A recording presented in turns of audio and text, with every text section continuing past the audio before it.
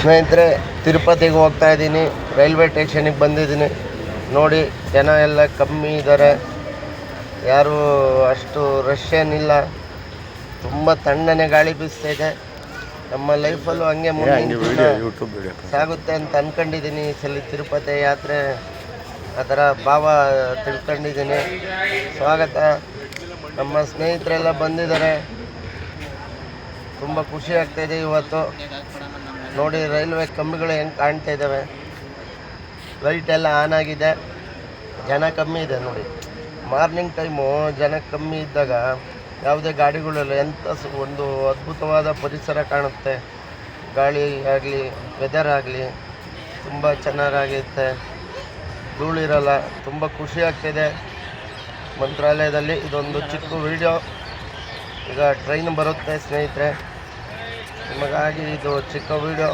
ಕಂಟಿನ್ಯೂಸ್ಸು ಇರಲೇಬೇಕಲ್ಲ ಅನ್ನೋದಕ್ಕೋಸ್ಕರ ಈ ವಿಡಿಯೋ ಮಾಡ್ತಾಯಿದ್ದೀನಿ, ನಿಮಗೋಸ್ಕರ. ಸ್ವಾಗತ. ಟ್ರೈನ್ ಬಂತು, ಇನ್ನು ಮುಂದೆ ಬಾಯ್, ಗುಡ್ ಬಾಯ್. ನೋಡಿ, ಇನ್ನು ಮುಂದೆ ವಿಡಿಯೋ ಮಾಡಿ ಹಾಕ್ತಿದ್ದೀನಿ.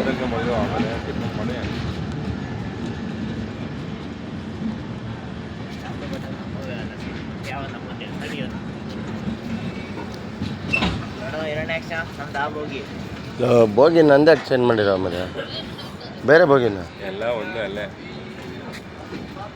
ಯಾಕೆ ಚೇಂಜ್ ಮಾಡ್ತೀಯ ಅಂತ ನೀನು ಕಾಡು ತಡಿಯೋಕ್ಕಾಗಿಲ್ಲ. ಮತ್ತು ಬೆಳಗಾನ ಪುಂಗರ ಎಂತ ಮಾಡ್ತೆ ರೇ ಮಾರ್ಲಿ ಅದೇ ಹುಚ್ಚಂದರು.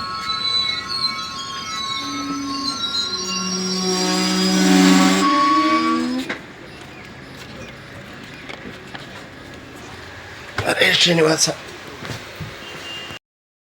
ಸ್ನೇಹಿತರೆ, ತಿರುಪತಿಗೆ ಹೋಗ್ತಾ ಇದ್ದೀವಿ. ಟ್ರೈನಲ್ಲಿ ಸೀಟು ತುಂಬ ಚಿಕ್ಕದಿದೆ, ಜಾಗ ಮಾತಾಡೋಕ್ಕಾಗ್ತಾಯಿಲ್ಲ. ಟ್ರೈನು ತುಂಬ ಎಲ್ಲ ಕ್ಲೀನ್ ಇದೆ. ಕೆಲವೊಂದು ಟ್ರೈನೆಲ್ಲ ಗಲೀಜಿರುತ್ತೆ, ತುಂಬ ವ್ಯವಸ್ಥೆ ಚೆನ್ನಾಗಿದೆ. ಫುಡ್ಡು ಒಂದು ಸ್ವಲ್ಪ ಸಮಸ್ಯೆ, ಬಿಟ್ಟರೆ ಬೇರೆ ಏನಿಲ್ಲ. ವಾಶ್ರೂಮ್ ಆಗಲಿ, ಸೀಟ್ಗಳಾಗಲಿ ತುಂಬ ಸೌಕರ್ಯವಾಗಿದೆ. ಮೊಬೈಲ್ ಚಾರ್ಜ್ ಹಾಕೋಕ್ಕಾಗಲಿ ಮತ್ತು ಯಾವುದೇ ಕಿರಿಕಿರಿ ಇಲ್ಲ. ಬಂದು ದುಡ್ಡು ಕೇಳ್ತಾರೆ, ಅದು ಮಾಡ್ತಾರೆ, ಇದು ಮಾಡ್ತಾರೆ ಅಂತಾರಲ್ಲ, ಆ ಥರ ಏನಿಲ್ಲ. ತುಂಬ ಕ್ಲೀನ್ ಇದೆ, ಸ್ವಚ್ಛವಾಗಿದೆ, ತುಂಬ ಚೆನ್ನಾಗಿದೆ. ತಿಮ್ಮಪ್ಪನ ಹತ್ರ ಹೋಗ್ತಿರೋದು ತುಂಬ ಖುಷಿ ಇದೆ. ಏನೋ ನೋಡೋಣ ಜೀವನದಲ್ಲಿ ಭಗವಂತನ ಬದಲಾವಣೆ. ನಮ್ಮ ರಾಯರ ಮಂತ್ರಾಲಯದಿಂದ ಕಳಿಸ್ಕೊಡ್ತಾ ಇದ್ದಾರೆ ರಾಯರೇ. ನಮ್ಮ ಸ್ನೇಹಿತರು ಒಬ್ಬರಿದ್ರು, ಅವ್ರ ಜೊತೆ ಹೋಗ್ತಾ ಇದ್ದೀವಿ. 3 ಜನ ಇದ್ದೀವಿ. ಅವ್ರು 3 ಜನನೂ ನಾಚಿಕೆ ಪಡ್ಕೊಂತಾರೆ ಮಾತಾಡೋಕ್ಕೆ. ಹಾಗಾಗಿ ಅವರ ಮುಖವನ್ನು ನಿಮಗೆ ವೀಕ್ಷಣೆ ಮಾಡಲು ಸಾಧ್ಯ ಇಲ್ಲ. ತುಂಬ ಖುಷಿ ಆಗ್ತಾಯಿದೆ. ಯಾವಾಗ ಬೆಟ್ಟ ಹತ್ತಿ ತಿಮ್ಮಪ್ಪನ ಪಾದಕ್ಕೆ ಎರಗ್ತೀವಿ ಅನ್ನೋದು ಕಾಯ್ತಾ ಇದ್ದೀನಿ. ಬಹುದಿನಗಳ ಕನಸು. ಮತ್ತು ಇನ್ನೊಂದು ವಿಶೇಷ ಏನಂದರೆ, ನಾಳೆಯಿಂದ ಈ ಕೂದಲು ಇರಲ್ಲ, ತಿಮ್ಮಪ್ಪಗೆ ಸಮರ್ಪಣೆಯಾಗಿರುತ್ತೆ. ನಾಳೆಯಿಂದ ಈ ಕೂದಲು ಇರಲ್ಲ. ಸುಮಾರು ಜನ ಬೈತಿದ್ರು, ಕೂದಲು ಬಿಟ್ಟು ಹಂಗೆ ಹಿಂಗೆ ಅಂತ. ಎಲ್ಲ ಮುಗಿಯೋ ಕಾಲ ಬಂತು. ನೋಡೋಣ ನಮ್ಮ ಮನೇಲಿ ಭಗವಂತ ಏನೇನು ಬರೆದಿದ್ದಾನೆ.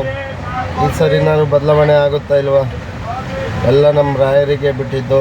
ರಾಯರು ತಿಮ್ಮಪ್ಪಗೆ ಹೇಳ್ಬೇಕು. ಈಗ ಹೇಳಿದ್ರೆ ಆಶೀರ್ವಾದ ಮಾಡಿ ಕಳಿಸಿ ನಮ್ಮ ಹುಡುಗರೆ ಅಂತೇಳಿ.